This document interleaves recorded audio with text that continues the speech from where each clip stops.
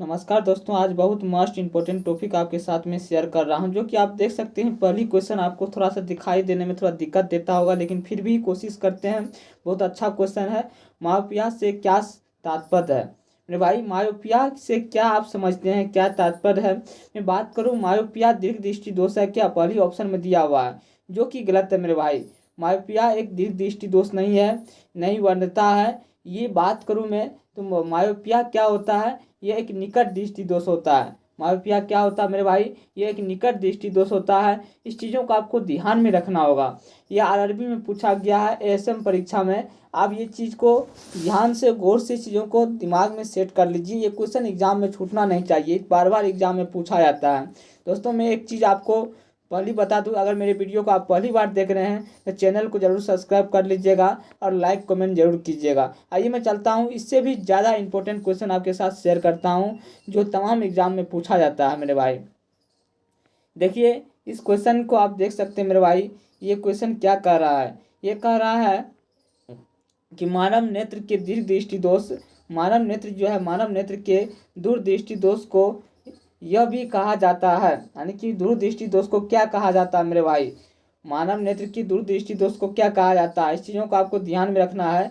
मानव नेत्र जो है, दूरदृष्टि दोष को क्या कहा जाता है? तो मायोपिया कहा जाता है कि नहीं मेरे भाई? मायोपिया तो कभी नहीं कहा जा सकता है। दूरदृष्टि दोष को मायोपिया नहीं कहा जाता है, निकट दृष्टि दोष को कहा जाता है। रतौंधी कहा जाता है क्या? नहीं, रतौंधी भी गलत हो जाएगा मेरे भाई।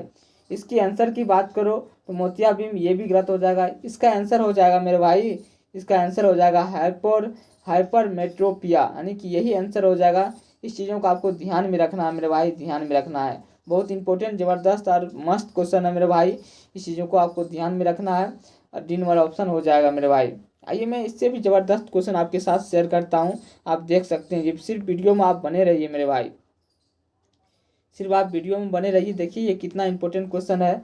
क्षय रोग मानव शरीर के किस भाग को प्रभावित करता है मेरे भाई? क्षय रोग जो है, मानव के शरीर के किस भाग को प्रभावित करता है?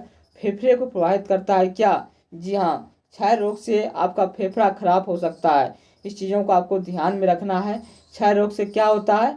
फेफड़ा खराब होता है मेरे भाई, फेफड़ा खराब होता है। वृक्क गलत हो जाएगा, आमाशय गलत हो जाएगा, यकृत ये भी गलत हो जाएगा मेरे भाई। यानी कि क्षय रोग से क्या शरीर का किस भाग को प्रभावित करता है? फेफड़े को यानी कि प्रभावित करता है। इस चीज़ों को आपको ध्यान में रखना है मेरे भाई।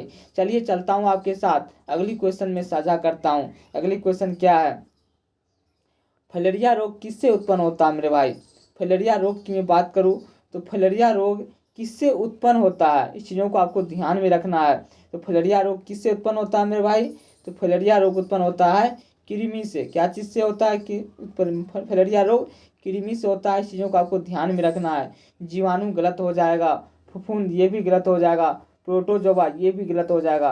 यानी कि फलेरिया रोग किससे उत्पन्न होता है? कृमि से उत्पन्न होता है। इस चीज़ों को आपको ध्यान में रखना है। ये भी क्वेश्चन आरआरबी इलाहाबाद में पूछा गया है, 2013 में ये क्वेश्चन पूछा गया है मेरे भाई। चलिए मैं चलता हूँ आपके साथ, अगली क्वेश्चन साझा करता हूँ। ये क्वेश्चन क्या कहता है, आप ध्यान से सुनिए। इस क्वेश्चन का कहना है कि निमोनिया किस सूक्ष्म जीव के कारण होता है मेरे भाई? निमोनिया किस सूक्ष्म जीव के कारण होता है? इस चीज़ों को आपको ध्यान रखना है। तो निमोनिया किस सूक्ष्म जीव के कारण होता है? प्रोटोजोआ के कारण होता है क्या मेरे भाई? प्रोटोजोआ से निमोनिया कभी नहीं हो सकता है। नहीं तो वायरस से निमोनिया होगा, नहीं तो फंगस से निमोनिया हो सकता है मेरे भाई। ये होगा निमोनिया तो होगा किससे? निमोनिया होगा जीवाणु के कारण निमोनिया होता है। इस चीज़ों को आपको ध्यान में रखना है। निमोनिया किस चीज़ से होता है? जीवाणु से होता है। इस चीज़ों को आपको ध्यान रखना है और याद रखना है। ये क्वेश्चन कभी आपका एग्जाम में नहीं छूटे, इस चीज़ों को भी ध्यान रखना है। आइए मैं चलता हूँ आपके साथ, अगली क्वेश्चन साझा करता हूँ। अगली क्वेश्चन साझा करता हूँ, अगली क्वेश्चन में साझा करता हूँ मेरे भाई। ये क्वेश्चन का कहना क्या है, आप देख सकते हैं। वृत्त स्थान भित्ति किसे कहते हैं? यानी कि वृत्त स्थान भित्ति किसे कहते हैं मेरे भाई? तो ये हो जाएगा मेरे भाई, यानी कि अधिक ऊंचाई का डर। यानी नहीं मेरे भाई, ये गलत हो जाएगा। अधिक ऊंचाई का डर ये भी गलत हो जाएगा। अंधेरे का डर ये भी गलत हो जाएगा। वृत्त स्थान की भीति किसे कहते हैं? अंधेरे की डर ये भी गलत हो जाएगा। इसका आंसर की बात करूं मेरे भाई, इसका आंसर हो जाएगा खुले स्थान की डर।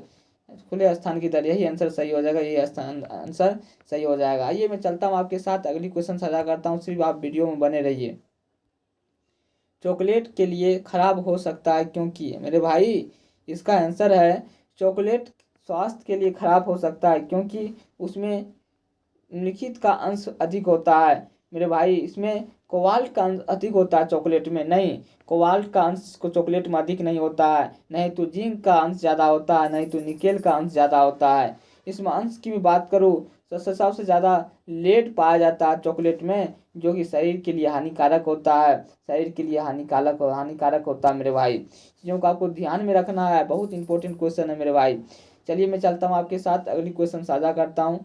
ये क्वेश्चन देख सकते हैं, ORT किसके रोग प्रचार से संबंध है? यानी कि ORT जो होता है मेरे भाई, ORT ये किससे रोग प्रचार के लिए जो है मेरे भाई, जल योजन किसके रोग प्रचार के लिए यानी कि संबंध रखता है? यानी कि ORT जल योजन चिकित्सा किसके रोगों प्रचार के लिए संबंध रखता है?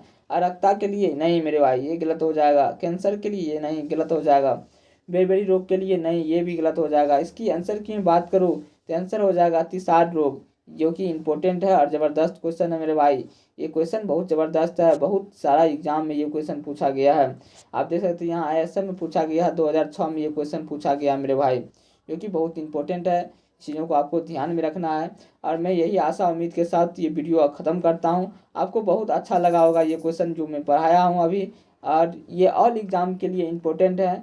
मेरे चैनल को अगर सब्सक्राइब नहीं किए हैं तो चैनल को सब्सक्राइब कर लीजिएगा, लाइक कीजिएगा, कमेंट कीजिएगा। अगली वीडियो में क्या चीज़ पे लेकर आऊँ ये भी कमेंट करके मुझे बताइएगा। जय हिंद, जय भारत।